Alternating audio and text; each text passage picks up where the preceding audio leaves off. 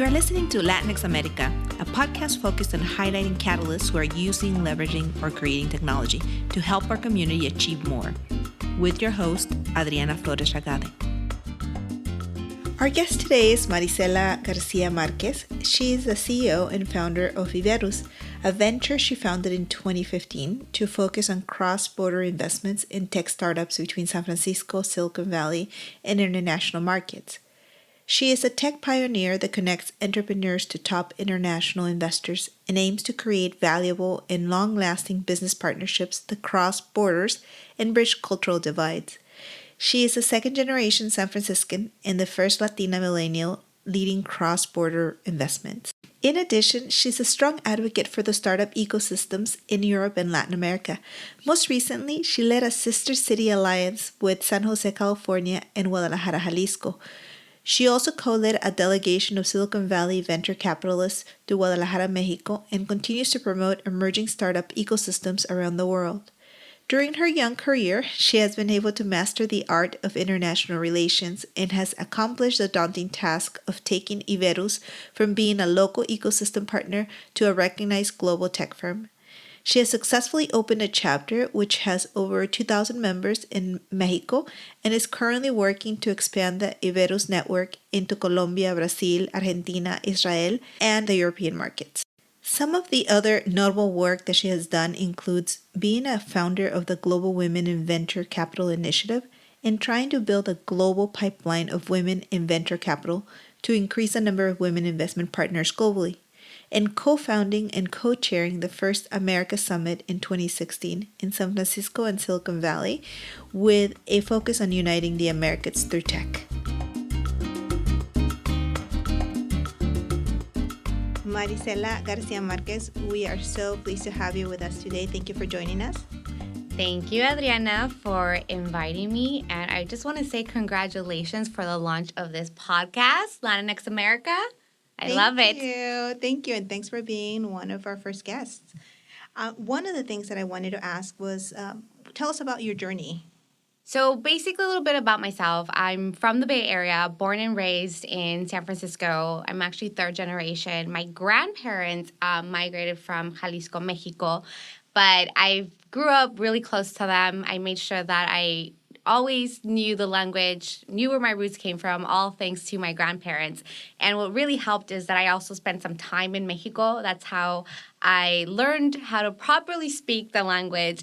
And just besides me loving it naturally, I just became a true advocate for Mexican culture, because I'm a Mexican American. I always say this. I'm a proud Mexican American woman, but I think that there's still some distance, of course, that is created within Mexican culture if you're from the U.S. or Mexico.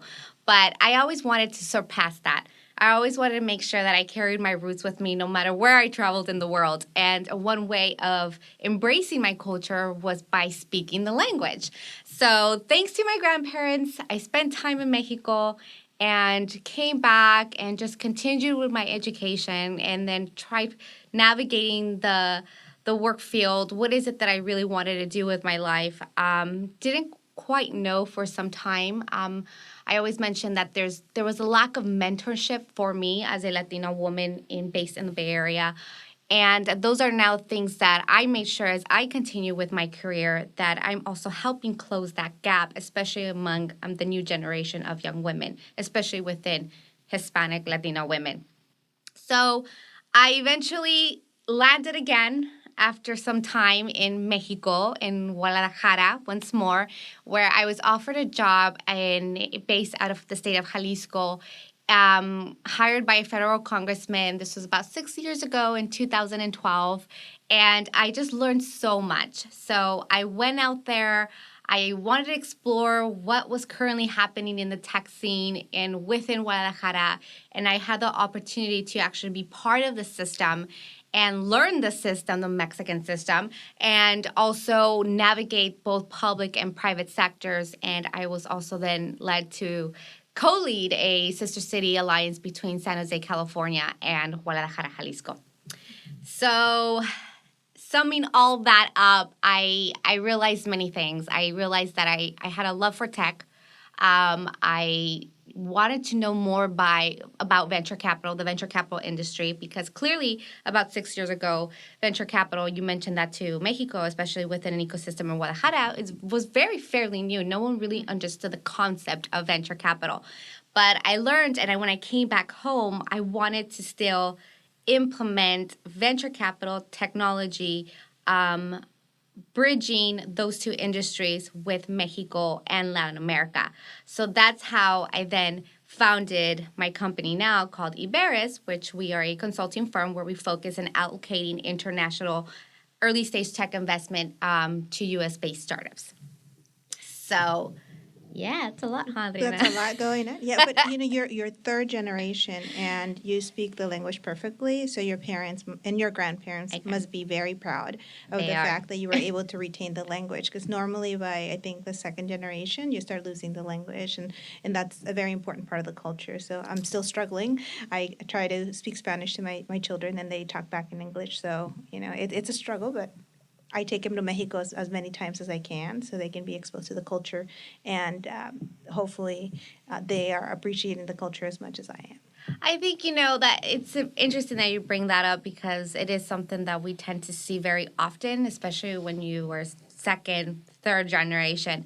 But I think what really enabled me to learn the language and not just learn it, but be able to pronounce and speak it properly was not only the passion for it, but was that I really wanted to do business in Mexico. And I knew in order to do business in Mexico, I had to look and also sound like them.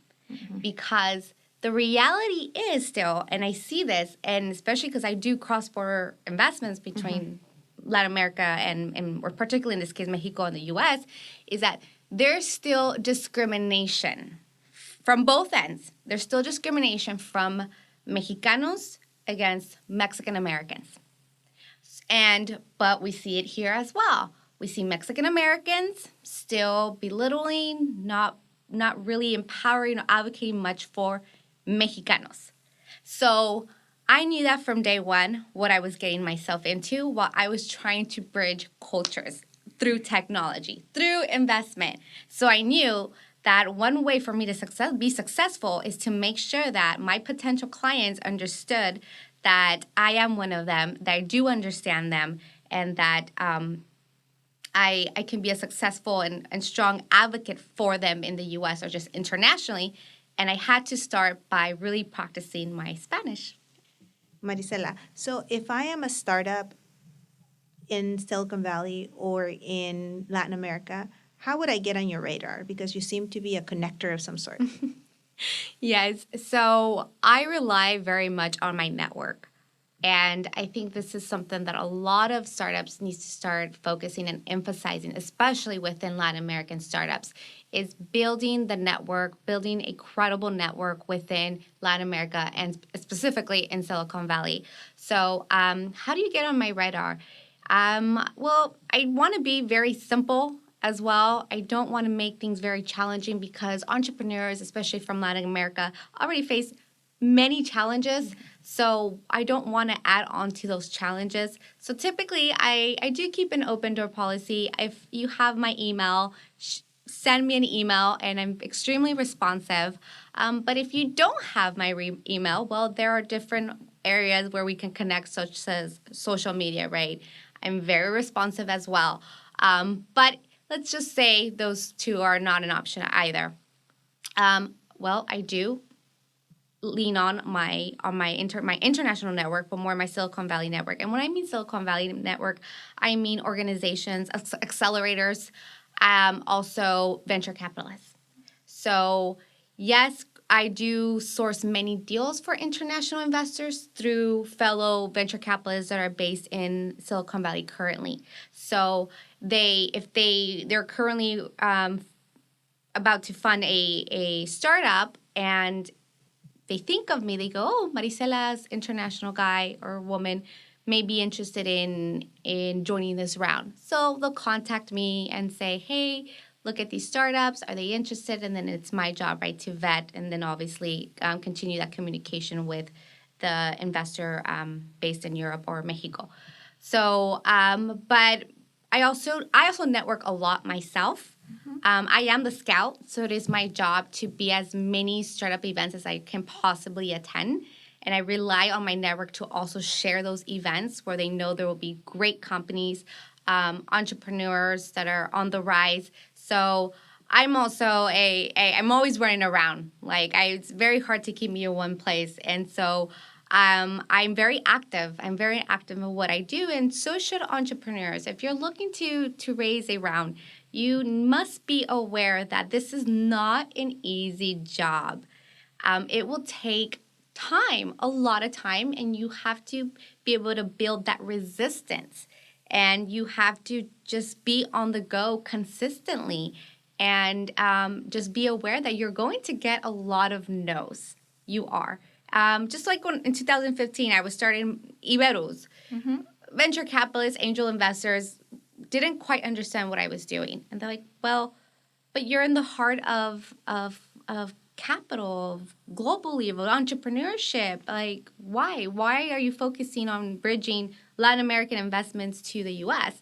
Well, I had more of a social cause behind it and more of a passion and love for Mexico, right? In my case, that I was building, I made sure that I positioned myself and I became an advocate to build Mexico's venture industry because given the work that I was doing through government, I seen the potential and I see the talent, but they just have, there's lack of resources. There's just not enough mentorship as well.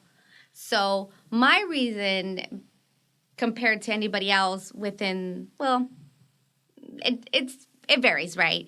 But my reason behind Iberus was that drive to help build venture and entrepreneurship across Latin America, in this case, more focused on Mexico because currently that's where I have a larger network. So when I was building my network here at the same time in the Bay Area, it was challenging, it was hard, but people seen my work ethic. They seen that I wasn't giving up, that I never took no for an answer.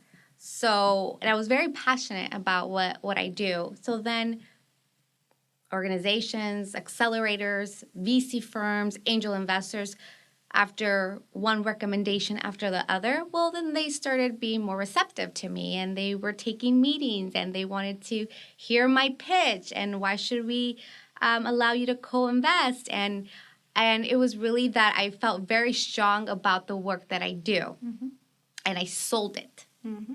And that's one thing that I always tell entrepreneurs is you have to make sure that you have a love for what you do. I mean, there's many things that you're going to have to do within a startup to get to your next milestone. But from day one, if you don't feel it, well, there's only so far you're going to go, right? And so that's what worked for me. And soon enough, the network started growing within Silicon Valley, and I'm still growing it. I'm not telling you it's at perfect. It's where it's at right now. I mean, I would love for it to be where I would like for it to be right now in my head, but that's not the case because I am constantly every single day knocking on those VC doors. So the journey never ends. And that's who you want as a champion. That's who you want as a connector if you are trying to get funding for your venture, whether you're in Latin America or whether you're here in Silicon Valley. And I think it's important to have those connectors that understand the culture, but also understand the ideas and how those ideas can be scaled and made a reality. So I think what you're doing is it's unique. It's very unique. I think you're the first person that I meet that does this. Speaking of uniqueness, can you tell us what a venture capitalist does versus an angel investor? Because in many of the conversations that we've had so far, those two terms have come up, and you work with them. You live.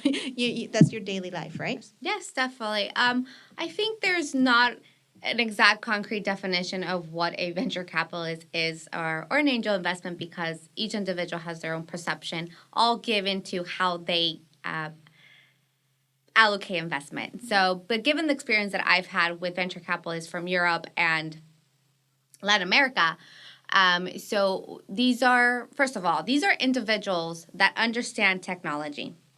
They're up to date with the current trends. These are individuals who also have built wealth.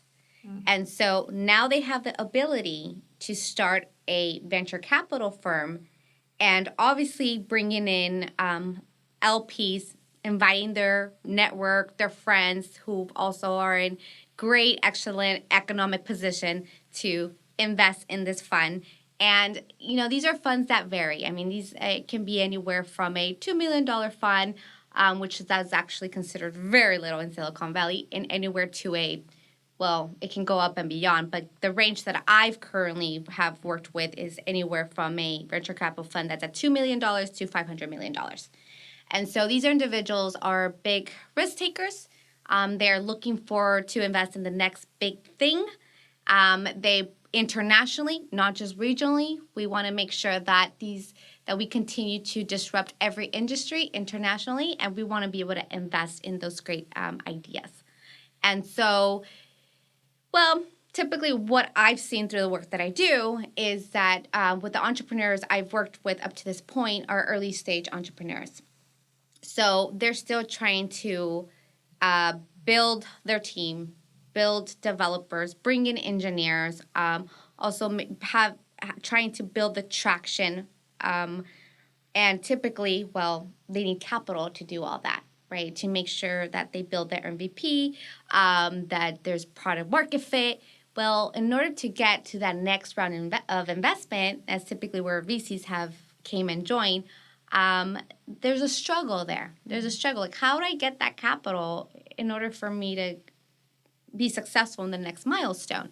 So typically, this where if you don't have friends and family that can help you with this stage of the company, then you'll have an angel investor.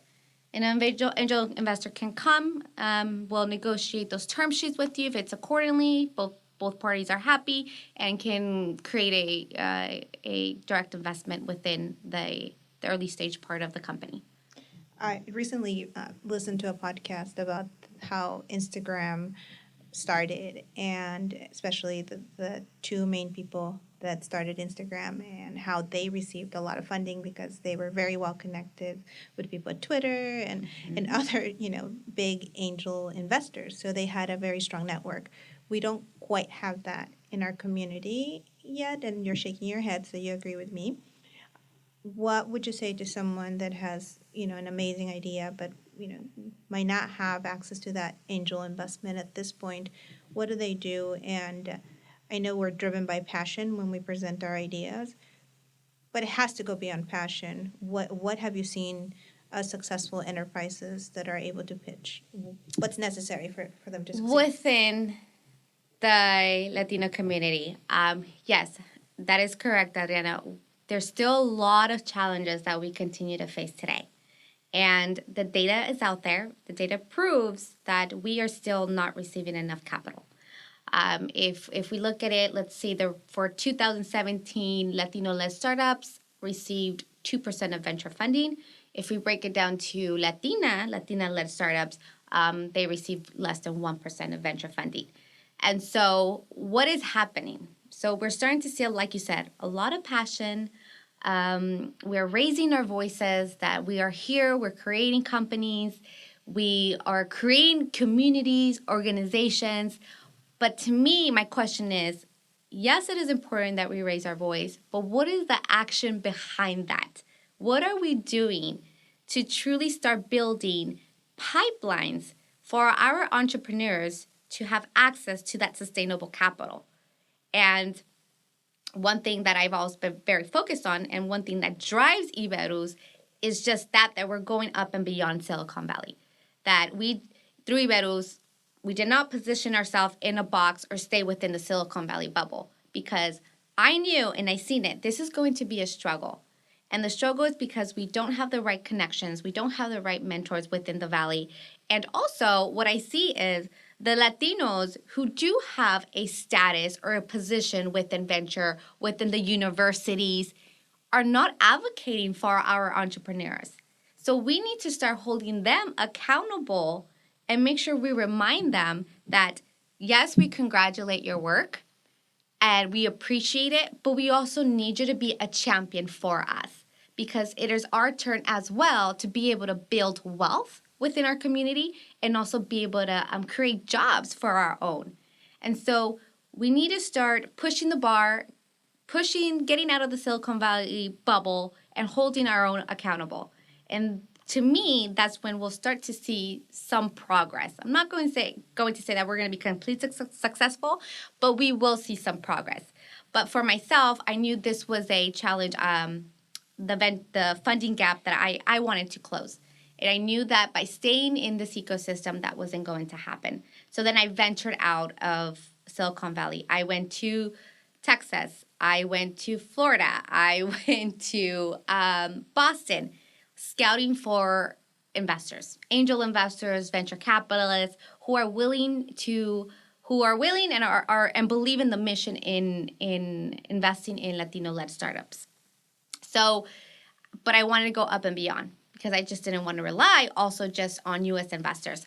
I wanted to go conquer the world and position myself as the woman that is driving international capital to the U.S., specifically for the Latino community. So I went to London.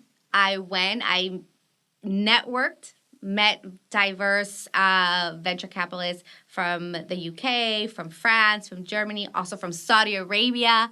But then I also still had that passion and drive to help build the venture industry within Latin America. So I went to Mexico.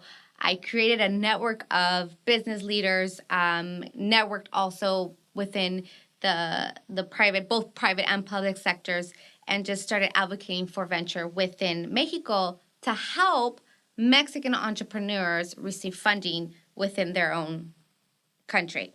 Because one thing that I seen while I was building Iberus at the same time was a lot of Latin Americans, and I'm going to focus here in Mexico because this is really where I've done a lot of work. Mexican entrepreneurs from Guadalajara, from Monterrey, la Ciudad de Mexico, have a great idea. They've built a little bit of traction, but they knew they were trying to expand their team to be a little bit more successful within Mexico, and they believed in the dream of fundraising in Silicon Valley. Mm-hmm. So they come to the Valley with no resources, no network created, and facing the culture challenges, having to adjust and adapt to not just the U.S., but to the Silicon Valley culture, which can be a monster. And seeing that was pretty challenging, but not just challenging. Yes, demoralizing. That's the word, demoralizing for them. Mm-hmm. So they would return back to Mexico, decepcionados, upset, and they didn't quite understand what went wrong. Mm-hmm. And so then I started providing a platform, basically, of everything that goes wrong within a new Latin American entrepreneur trying to penetrate the Silicon Valley ecosystem. So to me, it was upsetting as well. To me, as an entrepreneur myself, it was upsetting to see that. I'm very fortunate to have a great family who believed in my dream. So I was able to fundraise through friends and family, but not very many Latinos or Latinas have access to that or can't really count on that. So I felt very bad, and I actually wanted to do something about it. So I focused once again on Mexico, building the venture industry, helping the Mexico through my international network. So also helping not just drive capital to the U.S., but also for identifying international investors who want to invest in Mexico, but they just don't know how. So I became that pipeline for them also to Latin America. So one of the things that investors, do, they have to do the pitch. What have you seen as successful pitches that they do to you or to the VCs that eventually you connect them with? Is there like a magic formula for them to follow? You mentioned that you went back to Mexico and you created some talleres, some workshops for empresarios in Mexico. what are some of the ideas, some of the pieces of information that you provided? So when it comes to executing a great pitch, it varies, again, depending on the investor. Of course, they're very different if you're pitching to a Silicon Valley, a UK, or Mexican investor. How? So let's focus on Mexico. There, you need a lot of patience. You need to add additional information into your pitch. Where compared to Silicon Valley, we want you to get to the point. Who are you? Who's your team? What's your product? What does the milestones look like within the next 5-10 years? And how much are you fundraising? It's very to the point. Where if you go to, and Europe's very similar as well, I'm not going to lie, pretty similar to the Valley investors. But in Latin America, it's very different. The way they even conduct business is very different. It's very relationship-based. It's very relationship-based. It really is. If you were not recommended by el compadre, it's going to be very difficult for them to accept a meeting. But let's say you get the meeting. So you get the meeting, you're there. They will have tons of questions, and questions you won't even imagine. That sometimes I'm like, why does that matter? Like, I even ask myself. But venture's so new to them that they want to make sure that they see the fruits of their investment, and also sometimes in an unreasonable amount of time. So you as an entrepreneur have to go in knowing that you're also going to have to educate them throughout the pitch. And this is where I've seen many things go wrong. Please do tell. Many things go wrong because terms. Latin American investors don't understand very many venture firm tech terms. They don't. So you have to remind yourself that you will need to be more explicit into your pitch. What does that mean? And be direct, but be reasonable, very reasonable, open to anything that can possibly be thrown at you, and just be sustain yourself. Be very confident in yourself while you're delivering the pitch. You should be confident at any moment, of course, but it just depends when you're navigating the venture industry in any country. You have to do a lot of research as to who you're pitching to. So that's another thing. You have to understand what their background is. What have they previously already invested in? And are they even the right investor for you?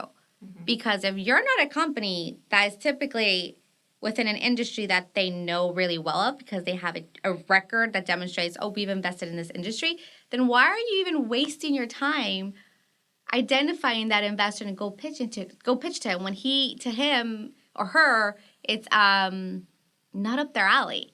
And that's how I like to just explain it in simple terms as I possibly can. But that's another mistake I see many entrepreneurs do, where they're just going out there just to pitch.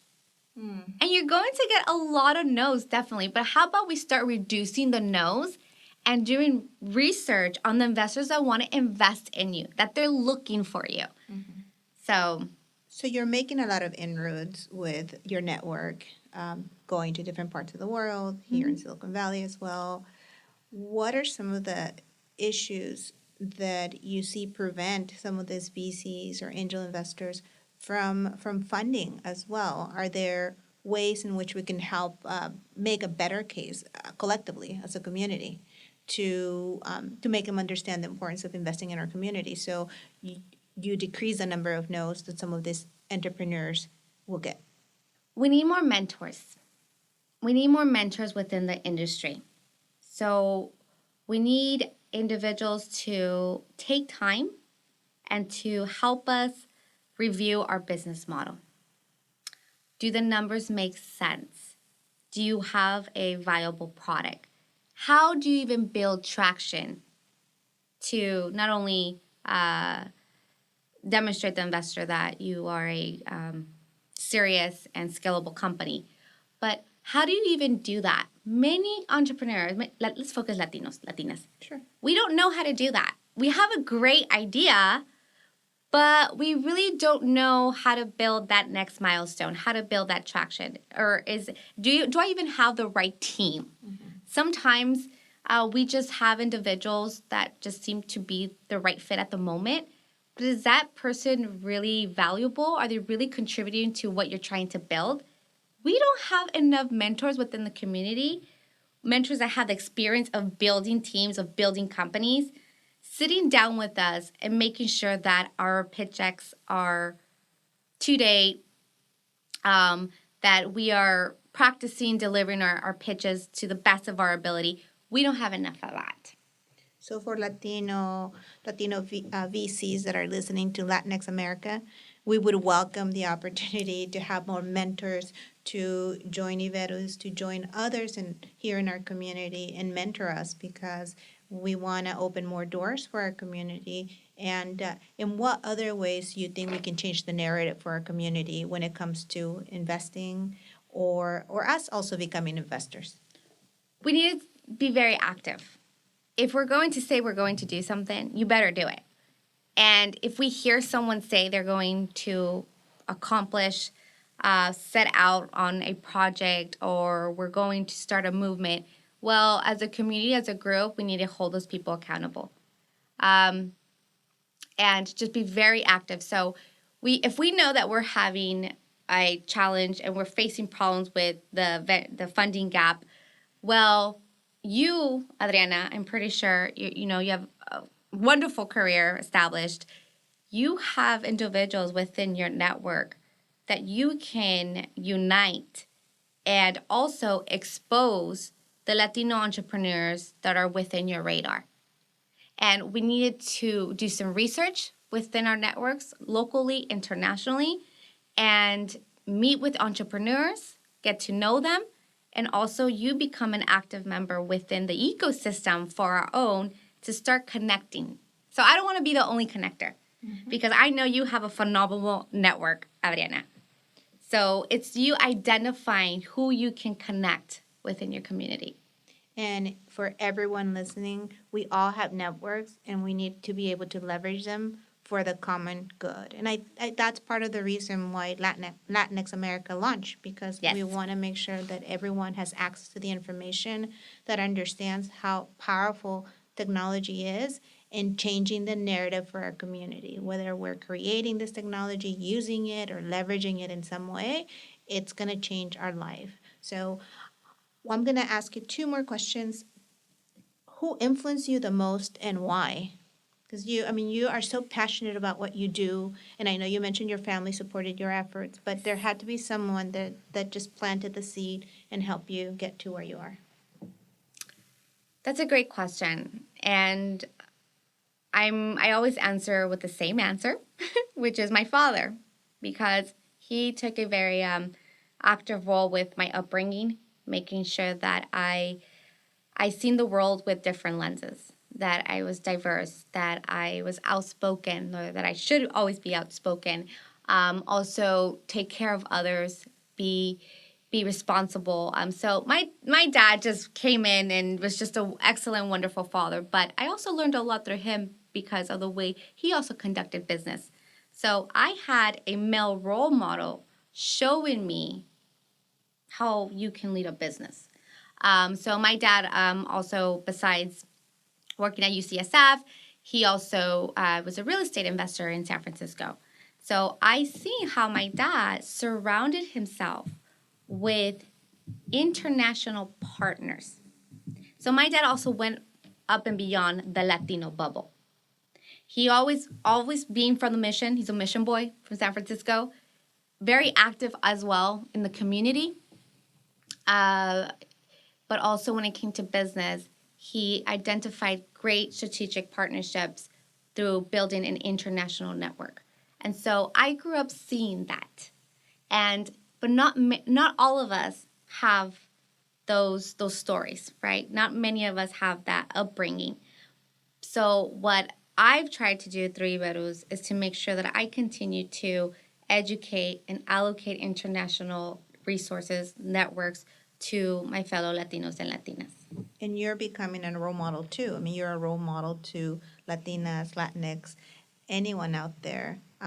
So thank you so much for sharing that with us. And what is your next play? What are you going to do next? There are many things that I want to do, but of course, in order to be productive and successful, we have to stay focused. So I'm very focused currently on the new initiative I have founded, which is called the Global Women in Venture Initiative. So it's building, once more, an international network of women in venture capital. And it's, again, we're seeing many challenges within venture with the lack of women representation, where in the U.S. only 9% of women are partners. So led by Iberus, but through this initiative, we want to be able to educate more women, educate a new generation of women into this industry. So we see a lot of movement, there's a lot of active role models and leaders within STEM, but I want to also now be a leader within an industry where I can empower and educate young women that this is also a career option. If you're great at it, you might love it, explore it. Sometimes, and I faced this myself growing up, I wasn't quite sure because there weren't very many options that were provided to me, but also people educated me on those options. And I think that if we also start educating more young girls that the world is really theirs and the sky is really the limit, but it's providing a platform for them. What does that look like? So we have girls in STEM, girls in tech, and I love it. Great initiatives. Now we need more girls in finance. We need more girls in venture. So that is my next play. Great. I know that we have about 30 or so women working in VCs throughout the country, and I was fortunate enough to have someone from a VC in the East Coast reach out after they heard about Latinx America, and she wants to be part of the show. So I'm going to have her in a few weeks, and I'm going to introduce her to you because I think that's how we will need to continue to build our network. But thank you for being with us. Thank you, Adriana. We appreciate you, and I'm sure we will have you back at some point. Thank you. Marisela had great insights into what it takes to get projects funded. Here are some key takeaways from our conversation. You need to build a strong network and have a passion for what you do so you can deal with the highs and lows of entrepreneurship and seeking funding. If you're looking to race a round, it will take time and endurance, so don't give up if you are initially turned down, but learn from every pitch to get ready for the next one and make sure that you approach the right investors. Although Silicon Valley has a lot of money, you might need to go to other parts of the country or other parts of the world like she did to seek capital for your ideas. And please remember that in Latin America, investing in your venture not only requires extensive research, but also culturally focused relationship building. We also need to come together as a community and help each other. Especially, we need to have more support within our community so we can learn to advocate for one another. Remember that she encouraged us to become mentors as well as connectors. And finally, you can reach Marisela at mgarcia@iberus.org, or you can connect with her via LinkedIn. Thanks for joining us today. Don't forget to follow us on Facebook at Latinx America and on Twitter at America Latinx, or email any questions or ideas to latinxamerica@gmail.com. Gracias y hasta la próxima semana.